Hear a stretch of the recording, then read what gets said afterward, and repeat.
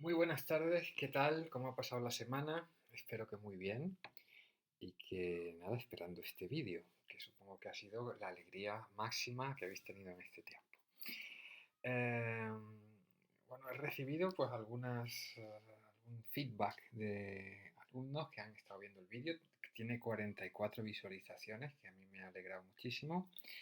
Y bueno, vamos a seguir con este camino que hemos emprendido de ir contando los temas a través de este medio que la tecnología nos permite. En los temas anteriores dedicados al siglo XVII hemos estado hablando siempre de música italiana. Hemos hablado primero de las novedades que la música italiana, perdón, surgen a principios de siglo, refiriéndonos específicamente a la música religiosa, y estuvimos escuchando las vísperas de la Beata Virgen de Monteverdi. Hemos hablado también de la ópera en dos temas. Uno, examinando la ópera humanista de corte, y otro, examinando lo que veíamos la semana pasada, la ópera empresarial veneciana. Pues bien, ahora nos vamos a salir de Italia, nos vamos a ir a la segunda mitad, sobre todo a la segunda mitad del siglo XVII, y vamos a ver cómo estas ideas eran asumidas en un contexto diferente, con un significado diferente, por otros países, por otras realidades históricas. Hoy vamos a hablar de Francia, y vamos a hablar de bastantes cosas, pero todas ellas relacionadas con la corte del más famoso rey francés del siglo XVII, que fue sin duda Luis XIV. Eh, bueno, yo creo que sabéis, y es algo que, porque es bien conocido, que Francia fue en el 17 el país con una estructura política más centralizada. Es decir, el país que más avanzó en el proceso de concentración de todo el poder en la corona. Y hay dos reyes principales que ocupan el poder en Francia en este siglo. El primero es Luis XIII, que gobierna entre 1610 y el 43, y el segundo es Luis XIV, del que vamos a hablar, digamos, con más atención, que gobierna del 43 a 1715.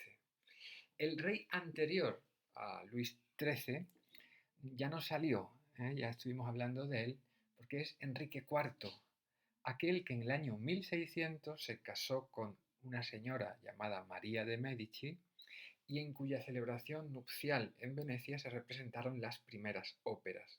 Y esto es muy importante porque la corte francesa va a estar permanentemente ligada a otras cortes europeas y particularmente a las cortes italianas.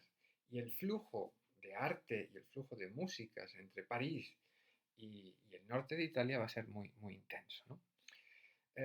Además, esta señora María de Medici, para, la que se, para cuya boda se estrenó la Euridice de Peri y aquella Rapimento di Cefalo de Chiabrera, esta señora tuvo un papel muy decisivo en la primera mitad del siglo XVII en la política francesa. De hecho, a la muerte de su marido, durante 7 años ocupó el cargo de regente. Y luego estuvo, digamos, moviendo los hilos, intrigando, porque parece que era una señora muy intrigante. Aquí os pongo una imagen para que veáis que era maravillosa, en un retrato de Rubens, intrigando y manejando los hilos del poder en Francia durante bastante tiempo, ¿no? A la muerte de Luis XIII toma la corona su hijo Luis XIV, que si no me recuerdo mal, tenía solamente 5 años cuando su padre murió. Por lo tanto, los primeros años de su reinado estuvieron marcados por la regencia de su madre, Ana de Austria, una señora también estupenda. Esta no es.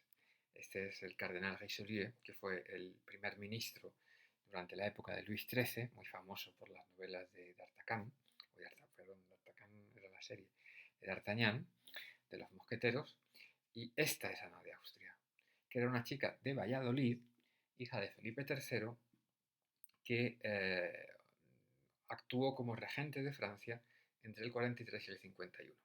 A partir del 51 se declaró mayor de edad y con plenos poderes a Luis XIV, que gobernó, como digo, hasta 1715. En la primera etapa del gobierno del reinado de Luis XIV, el señor que ocupaba el cargo de primer ministro, es decir, el valido, el que gobernaba en la práctica los destinos de Francia, fue el cardenal Mazzarino, Y digamos que lo cito porque nos recuerda que estos lazos que la corte francesa tenía con Italia no desaparecieron con la muerte de María de Medici, sino que se mantuvieron muchísimo tiempo. Precisamente durante, digamos, el gobierno del cardenal Mazzarino tuvo lugar la rebelión de las Frondas, que era uno de estos conflictos entre la corona y la nobleza que se generaron en la Europa del siglo XVII, en los años centrales del siglo, y que su resolución tuvo consecuencias muy diferentes en un país y otro. En Francia, a diferencia de en Inglaterra, la monarquía se impuso a la nobleza que quería limitar su poder.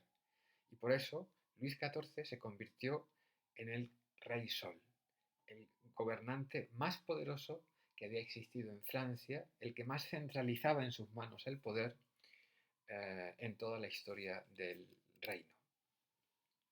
Luis XIV desarrolló muchas políticas para incrementar el poder de la corona.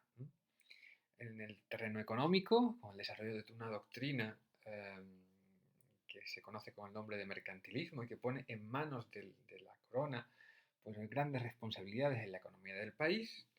En el terreno militar, tuvo una política exterior muy agresiva, muy expansiva, y aquí en España la sufrimos especialmente. Y sobre todo, y eso es lo que nos interesa a nosotros en este tema, el orden simbólico. En Francia en esta época se desarrolla una doctrina política que es el absolutismo, por la cual todo debe estar al servicio del poder real. Y las artes van a jugar un papel fundamental para fortalecer esta figura del rey frente al resto de la aristocracia y al resto de sus súbditos. Quizás el símbolo arquitectónico de esta doctrina política del absolutismo sea sin duda el Palacio de Versalles, inaugurado después de un proceso de construcción largo oficialmente el año 1682. No sé si habéis estado por Versalles.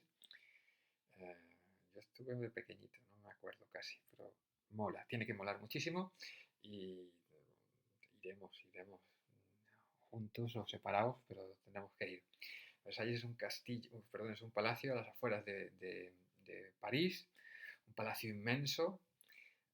Se dice que lo construyó Luis XIV porque en un viaje que hizo por Francia estuvo alojado en la residencia de un ministro de finanzas que tenía un palacio pues, en una región de la provincia francesa, y cuando vio la magnificencia de esa residencia aristocrática decidió dos cosas. En primer lugar, echar al ministro de finanzas porque suponía que le había robado, y en segundo lugar, construir un palacio que fuese incomparablemente más grande que el de cualquier otro aristócrata francés, porque la figura del rey era incomparablemente más importante que la de cualquier duque, marqués, conde o cualquier otra persona del reino, ¿no?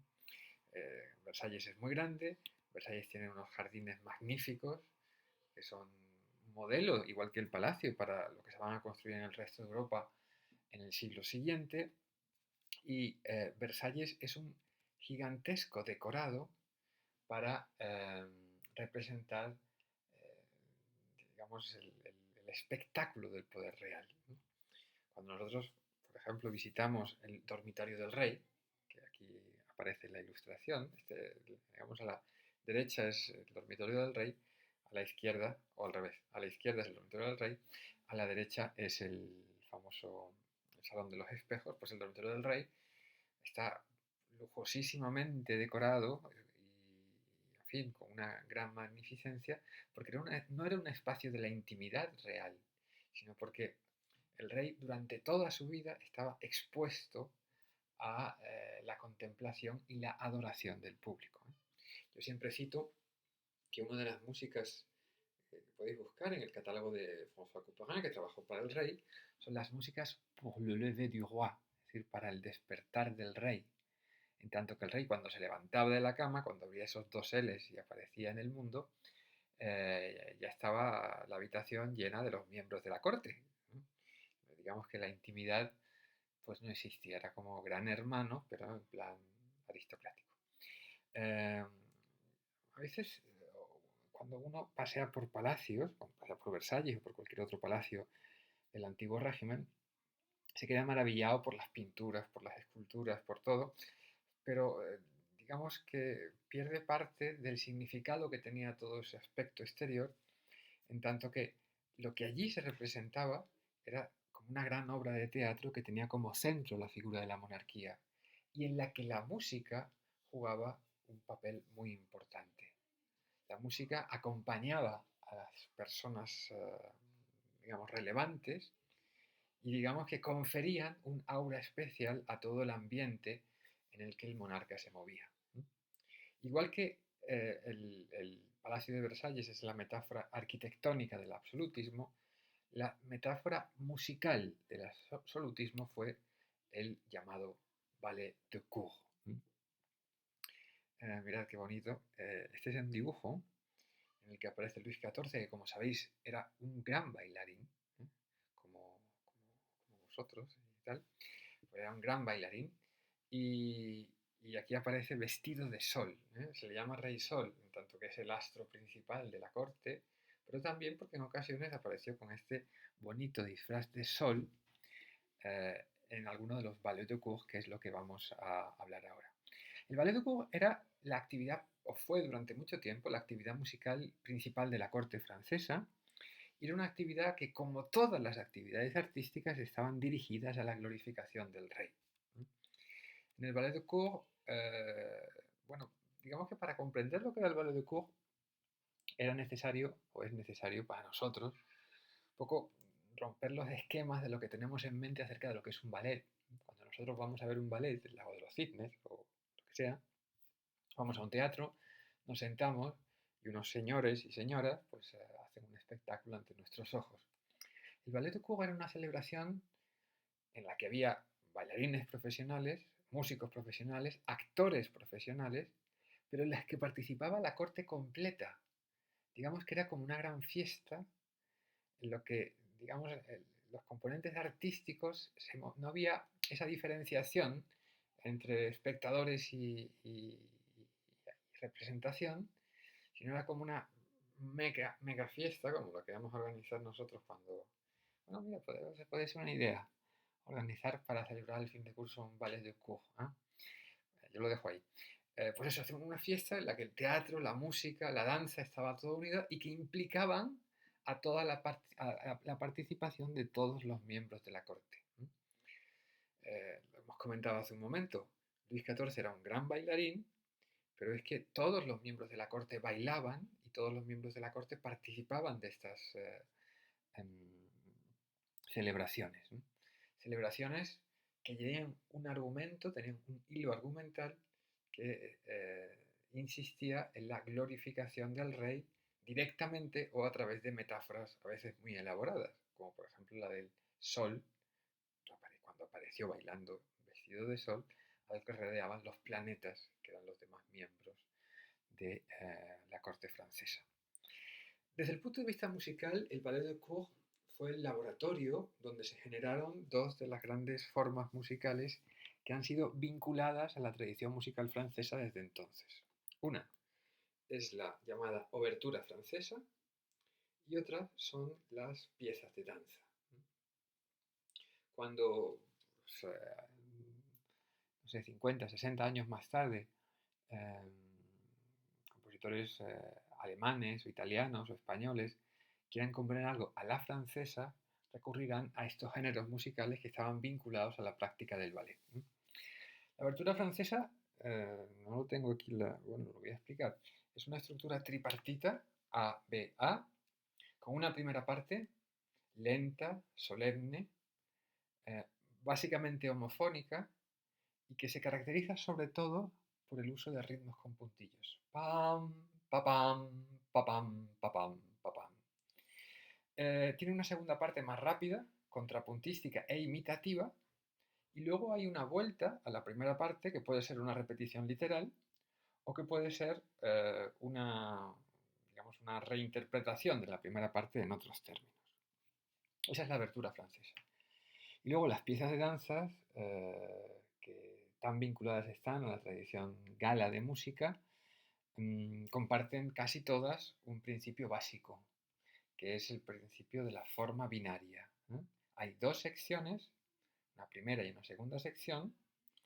En la primera se hace un recorrido entre la tonalidad principal y la de la dominante, es decir, si estamos en re mayor, la cadencia final de la primera parte es la mayor, y en la segunda parte hay una vuelta a la tonalidad principal y ambas partes se repiten.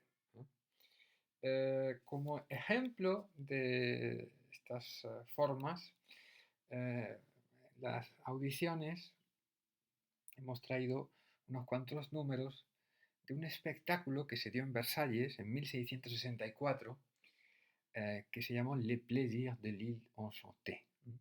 Esto fue una super fiesta que se hizo allí, que duró 6 días, para que aprendáis lo que es una fiesta, que tenía muchísimas, digamos, actividades diferentes, ¿no? Había representaciones teatrales, había torneos, había banquetes, había fuegos artificiales. Por ejemplo, la ilustración que aparece aquí, porque luego todas estas fiestas se dice que se desplazaron desde París a Versalles para esta fiesta, todavía el palacio estaba en construcción. Se desplazaron 600 personas de la corte, más allá de los criados, los músicos, digo, como asistentes, como invitados. Pues bien, en la ilustración lo que aparece es el comienzo de la fiesta, que fue un gran desfile. El Plaisir de l'Île Enchantée contaba una historia, más o menos vaga, que estaba sacado del Orlando Furioso de Torcuato Tasso, de cómo el caballero Rogelio y sus camaradas estaban atrapados en el castillo mágico de una maga que se llamaba Alfina. Lo primero que hubo en la fiesta, como digo, fue un desfile en el que el rey, vestido de Rogelio, de caballero, de protagonista, era acompañado por la corte y con las músicas de los instrumentos de viento y de percusión, pues desfilaron en caballo como arranque de la celebración. Esa misma noche, que fue la primera jornada de esta fiesta, hubo una especie de ballet, que es el que vamos a escuchar unos cuantos números. Vamos a escuchar una obertura. Yo os pido que cuando acabemos esta pequeña explicación le deis al stop y escuchéis en la lista de Spotify los primeros números que se corresponden con este ballet. Una obertura que ya veréis la estructura que tiene, que es la estructura que acabo de describir de obertura francesa, y después 3 danzas, que eran 3 entradas de 3 grupos de actores bailarines, las 2 primeras con forma binaria y la tercera con una forma rondo. Yo os animo pues, a parar ahora y escucharlo, y cuando acabéis, seguimos. Seguimos.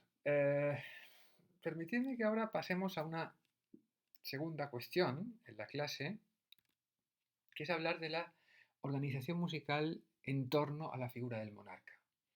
Hemos dicho que Versalles, arquitectónicamente, y paisajísticamente también, fue un modelo para los palacios que se construyeron en Europa en el siglo siguiente. Es decir, los reyes querían imitar a Luis XIV en el poder que acumulaba y también en sus, digamos, actividades externas y en su apariencia externa.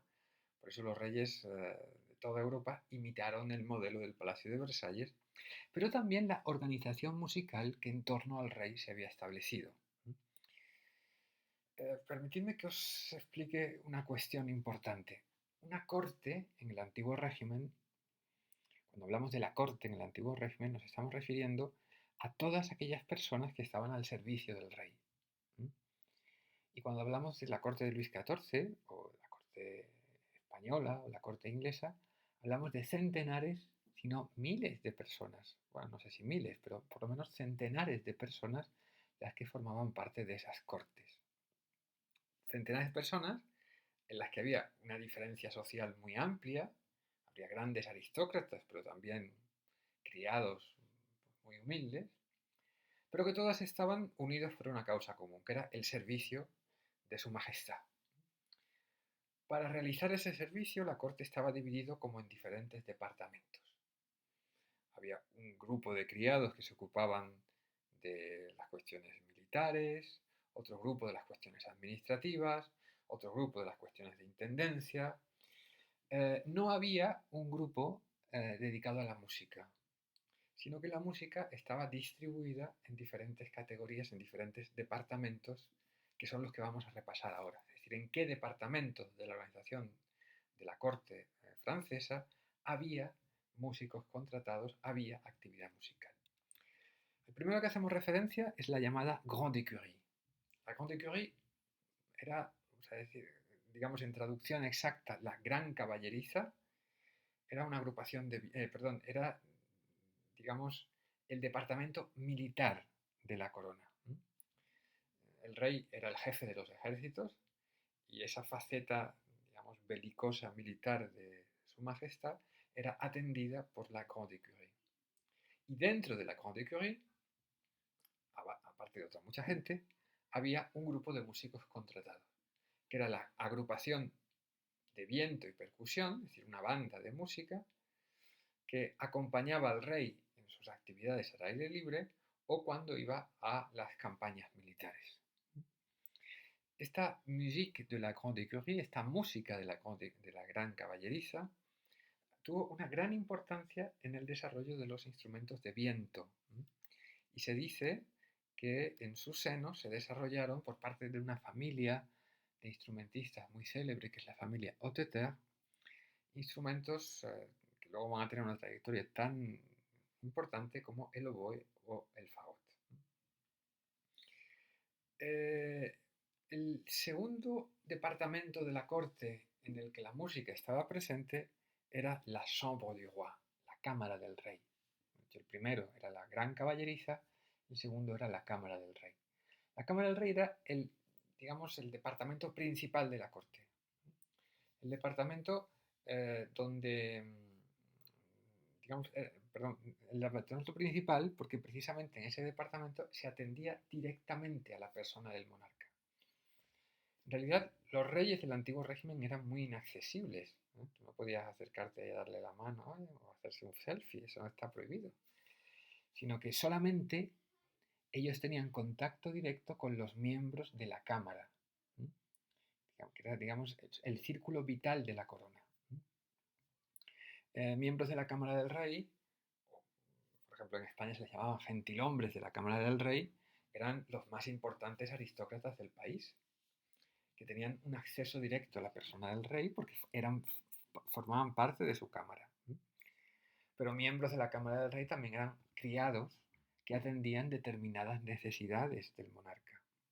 Y entre ellos estaban los músicos de la Cámara del Rey que proporcionaban un servicio musical directo a Luis XIV o a todos los reyes que tuvieran este servicio. Así que el segundo grupo de músicos es la llamada musique de la Chambre du Roi, aquellos que trabajaban en la Cámara del Rey. En el caso de Luis XIV, la Cámara del Rey era apabullante.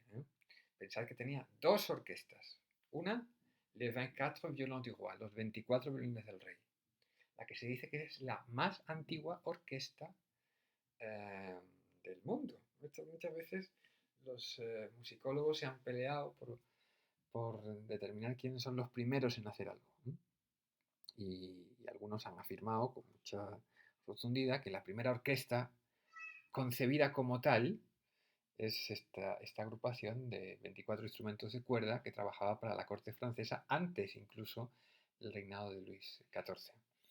Bueno, es un poco inútil ese tipo de competiciones de a ver quién es más antiguo, que no tiene mucho sentido, pero lo cierto es que esta es una agrupación que trabajó establemente y que parece que desarrolló una técnica de interpretación como conjunto. Como digo, había una agrupación llamada Los 24 Violines del Rey, había otra orquesta que esta sí fue fundada por Luis XIV, que son los Petits Violons, que tenían la misma estructura que los 24 Violines del Rey y que a veces trabajaban conjuntamente. Y además, en la cámara actuaban diversos instrumentos y cantantes solistas. No había un cargo más importante en la vida musical francesa que ser, no sé, clavecinista de la Cámara del Rey, violinista de la Cámara del Rey, oboísta de la Cámara del Rey o cantante de la Cámara del Rey. Eso significa que en el ámbito privado de la vida del monarca vas a tener un acceso y una participación directa. El tercer espacio en el que hay música, en esa estructura de la corte francesa, es obviamente en la capilla del rey. Así que la Grande Écurie, o sea, la gran caballeriza, la Chambre du Roi, la cámara del rey, y el tercer espacio es la capilla del rey. Ya sabéis que las capillas, y esto lo hemos estudiado, son aquellos espacios dedicados al servicio religioso de una persona importante. Eh, y como el servicio religioso requería de la presencia de la música, pues la, la, en fin, la presencia de músicos estaba más que justificada en estos ambientes, ¿no? Eh, las prácticas religiosas y la personalidad religiosa de Luis XIV son muy particulares. Voy a beber un poquito de agua, ¿eh? ¿Me permitís un pequeño descanso que estoy hablando muy seguido? Luis XIV no fue un hombre muy devoto hasta sus últimos años, en los que por la influencia de una de sus amantes, pues se hizo más piadoso. Y además Luis XIV siempre disputaba con la Iglesia Católica, eh, digamos, la influencia espiritual sobre sus súbditos, ¿no? En el absolutismo como doctrina política se afirmaba que el rey era el intermediario entre la nación y Dios. Por lo tanto, en la Iglesia francesa el papel del rey era muy determinante y muy influyente, ¿no? Es curioso, y ahora escucharemos un ejemplo, eh, cómo va a ser durante el reinado de Luis XIV, cuando en la música religiosa francesa se incorporen los principios italianos, que ya estudiamos en momentos anteriores, me refiero a principios como el bajo continuo, la melodía acompañada, todas estas cuestiones que hablábamos, el uso de instrumentos, la concertación, pero que también los ecos de la música de corte, de esa música de danza que hemos estado hablando tan relevante en la vida cultural francesa, también se escuchan. Yo os he traído como ejemplo lo que se llama un pequeño motete. Eh, una de las curiosidades más extrañas de la práctica litúrgica en la corte francesa es que cuando el rey escuchaba música, perdón, escuchaba música, no, escuchaba misa, la misa se hacía rezada. Había un sacerdote que salía al, al altar y empezaba a rezar su misa. No había música, no había gran elaboración musical en esa celebración litúrgica, sino que de forma simultánea, es decir, mientras el sacerdote hacía sus oraciones, los músicos de la capilla interpretaban el llamado grand motet, el gran motete, el petit motet y una oración musical final. De modo que había como una especie de polifonía entre los restos de los sacerdotes y la actividad musical que se estaba haciendo. Yo os traigo un ejemplo también de Lully, que era el autor de la música del Le Plaisir de l'Innocente, que es un petit motet, un pequeño motete. Os traigo aquí el texto, es una antífona mariana muy conocida, y yo os animo a que los escuchéis y que observéis pues, todas estas características de la música italiana y ciertos ritmos de danza que pueden ser reconocidos en esta música que alegraba las celebraciones litúrgicas de Luis XIV. Este motete es de 1684 y parad mi magnífico discurso para escucharlo.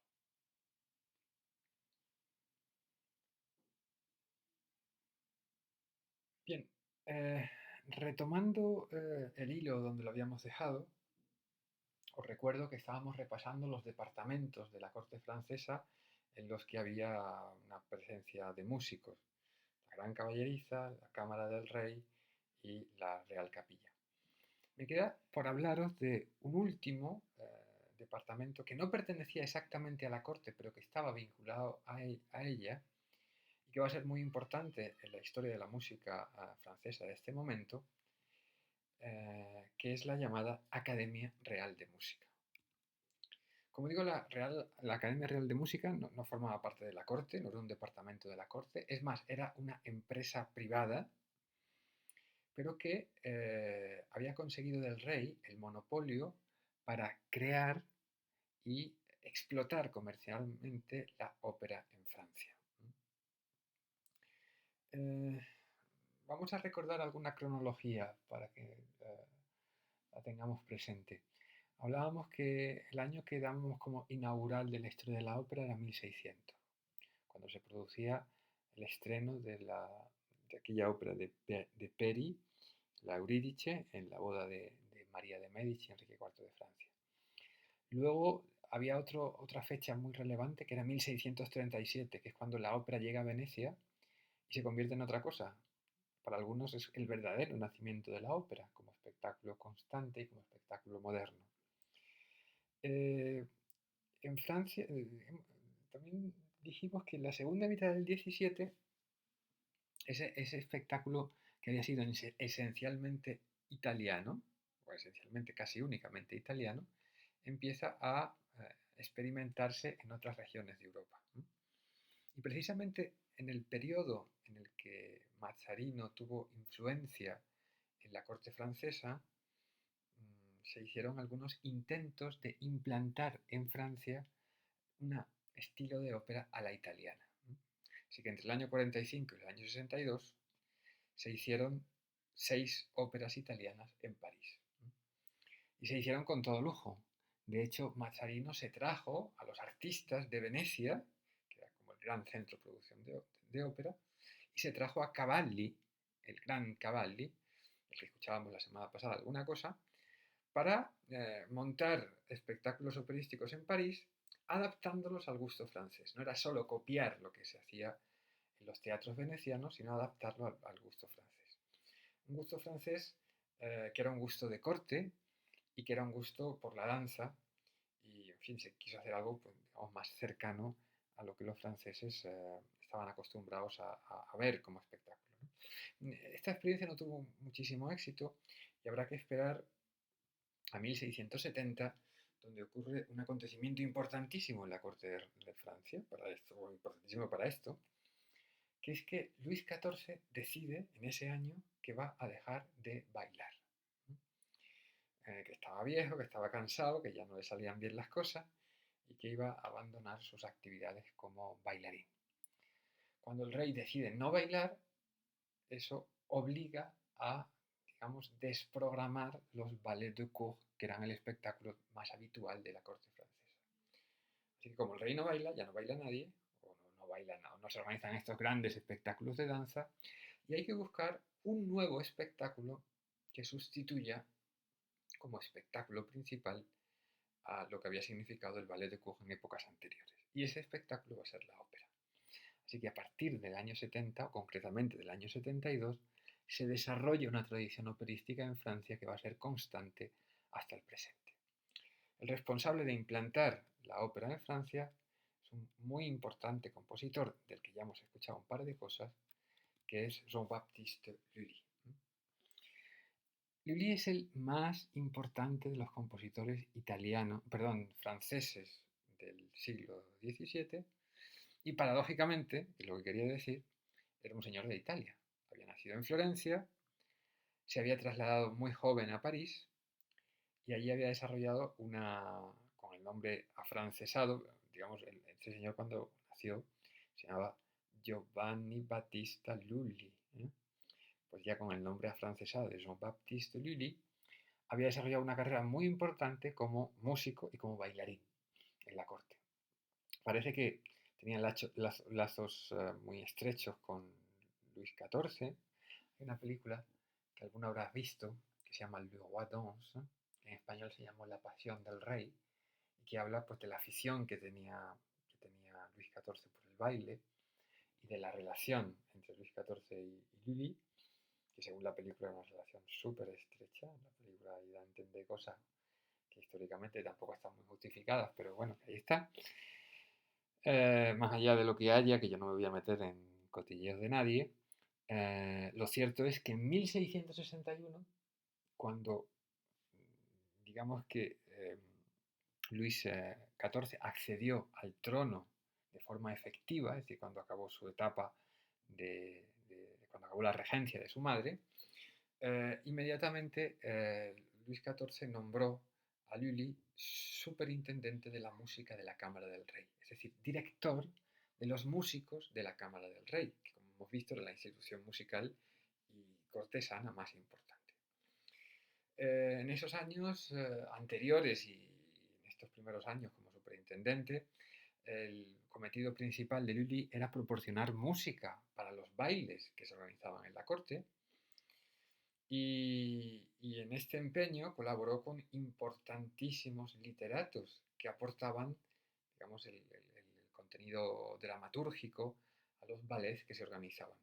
El más importante de ellos fue Molière, que es una de las glorias absolutas de la literatura dramática francesa y europea. Voy a citar simplemente que en 1670 se estrenó una de las comedias ballet, era como teatro, una mezcla entre teatro y ballet más famosas de esta pareja, de Lully y de Molière, que se llama El burgués gentilhombre, que es una de las grandes obras de teatro del siglo XVII en Europa, ¿no? A partir del 72, Lully era el propietario y gestor e impulsor de la llamada Académie Royale de Musique, y a través de esta empresa, Lully inventó la ópera francesa a la que vamos a llamar la tragédie lyrique. La primera ópera francesa la vamos a titular así, la tragédie lyrique.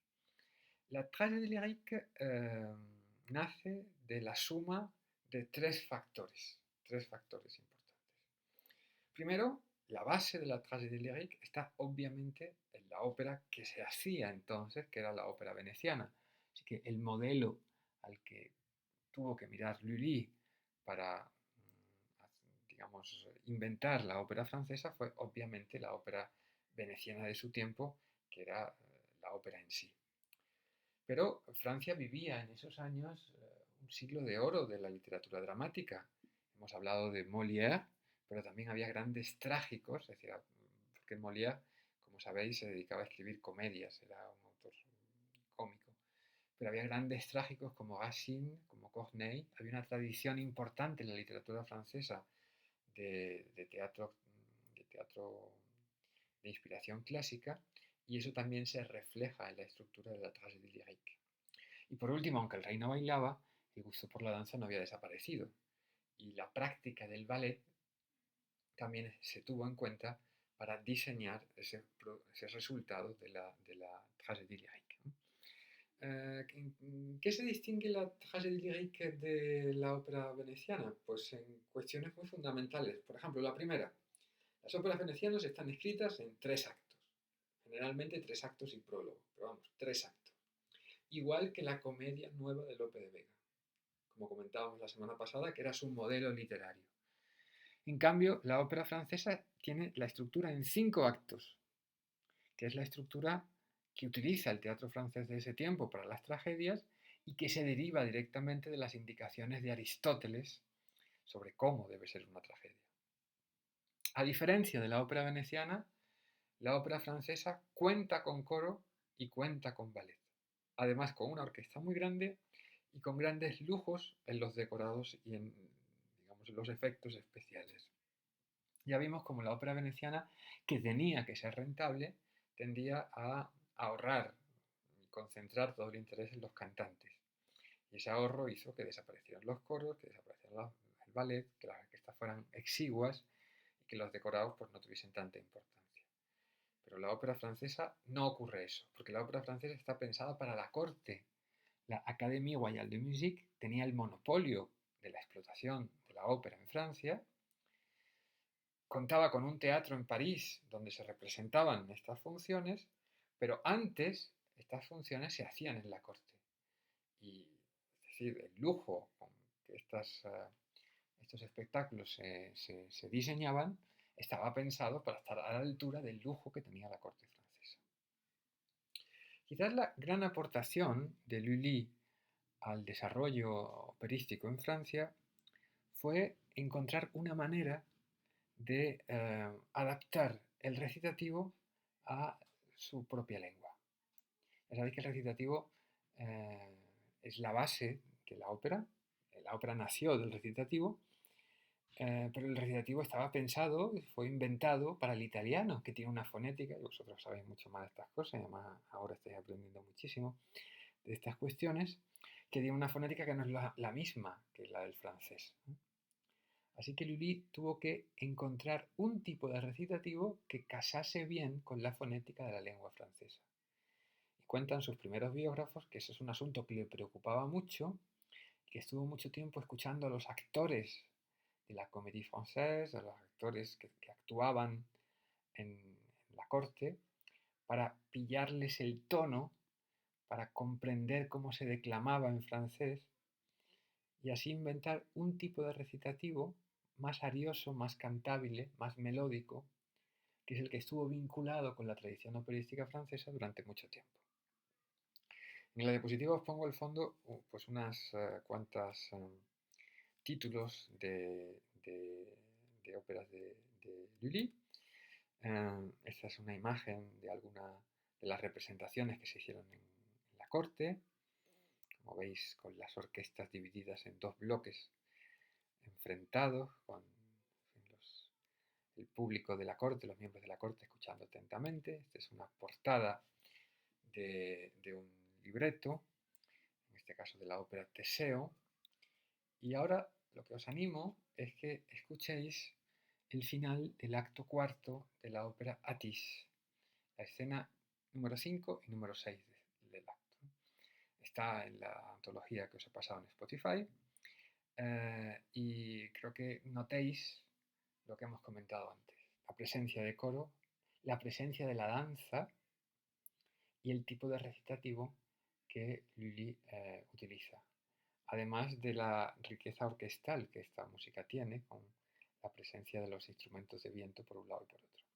Yo os he colocado en la proyección todo el texto, o prácticamente todo el texto, hace falta alguna copla de alguna de las canciones, de este final del primer acto. Pero claro, lo que voy a hacer va a ser pasarlo ahora, el texto completo, y la idea es que vayáis escuchando la grabación y dándole al play para, digamos, ir moviendo el texto mientras lo escucháis. Bueno, yo cierro aquí la sesión de hoy. La semana que viene más. Bueno, os mando muchísimo ánimo. Estoy, en fin, encantado de poder comunicarme con vosotros, aunque sea así. Y bueno, vamos a organizar al final de semana como una sesión de Skype para el que quiera que se asome a saludar y preguntar alguna duda que tenga sobre esto, sobre las memorias, sobre el examen, sobre lo que quiera, ¿vale? Muchísimas gracias, como digo, y ahora voy a callarme, voy a pasar las diapositivas que faltan con el texto y nos vemos muy pronto. Un abrazo muy fuerte, mucha salud y mucho ánimo. Adiós.